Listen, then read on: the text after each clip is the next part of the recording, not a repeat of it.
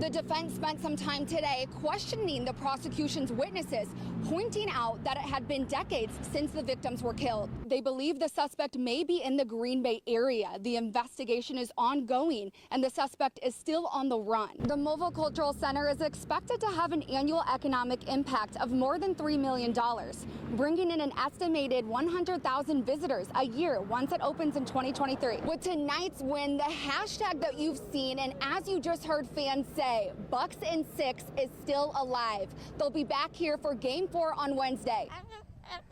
Some of the animals up for adoption at the second annual Rescue Roundup are birds, dogs, fish, snakes, and plenty more.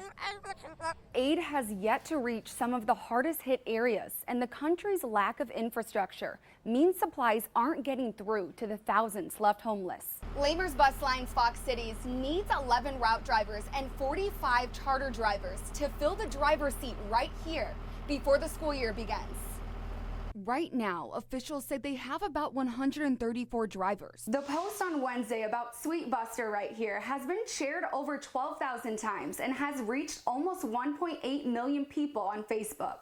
The mobile home park has had flooding issues in past years, but residents who have lived here for more than 10 years say they have never seen it this bad. Nina High School is looking for 4 individuals, ideally former or retired teachers, to help out students in need of academic support who have fallen behind over the past year as a result of the pandemic. He's so grateful that he was vaccinated because he cannot imagine how bad he would have been if he wasn't vaccinated. And he says he's a living example that a vaccinated person in the high-risk category can contract COVID-19 with moderate symptoms. But they've just had so much tragedy, and one tragedy after another. With the earthquake hitting a part of the country far away from the airport, and the problems with the country's poor infrastructure, the roads, electricity, water, waste, and government corruption makes transportation of supplies challenging. It's frustrating to try to get equipment and supplies there, but it also at the same time is all the more necessary for the help to get there because they don't have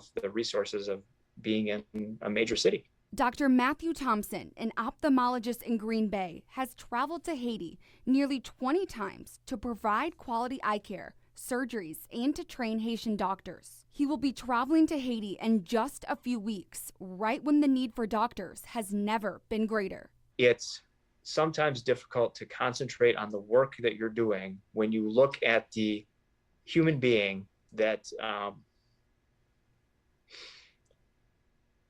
often has no hope.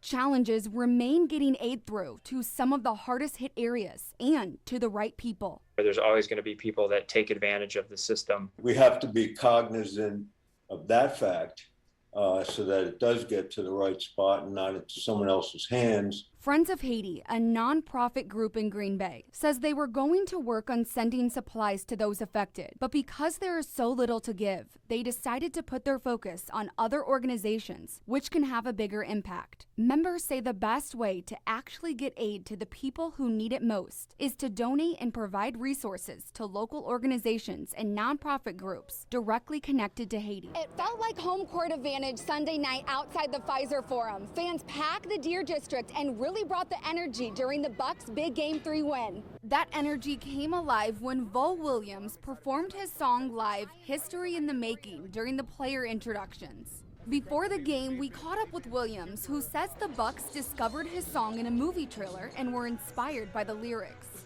They've been using the music as a theme all year, and for it to end up like this, so where we're in the finals, it's just like, it's history. It's incredible. Williams says he's thrilled to celebrate the journey he has been on with the Bucks. There's no fans in the NBA like the Milwaukee Bucks fans. Absolutely electric, so much energy. That electric energy lasted the entire game as Bucks fans never lost hope and never stopped cheering. We're all supporting the Bucks. Like, it's just crazy. At home advantage. Man, it's my first time being in the Deer District. Oh my God. The energy is just, the animosity is insane. It just passes on through one another. We're going crazy right now. As Bucks fans left the Deer District, the energy was still in the air. We needed this, so we're happy that it's going as it is. So we're gonna keep celebrating. We're gonna win the next one too. You already know, Milwaukee. We going for the ring, baby. Let's go. You heard it here first. Bucks and 6. Bucks and 6, baby. Let's get it. Let's get it. The hashtag Bucks and 6 is still alive, and fans say they are already fired up for Game 4 on Wednesday. Reporting in Milwaukee, Megan Kernan, Action 2 News.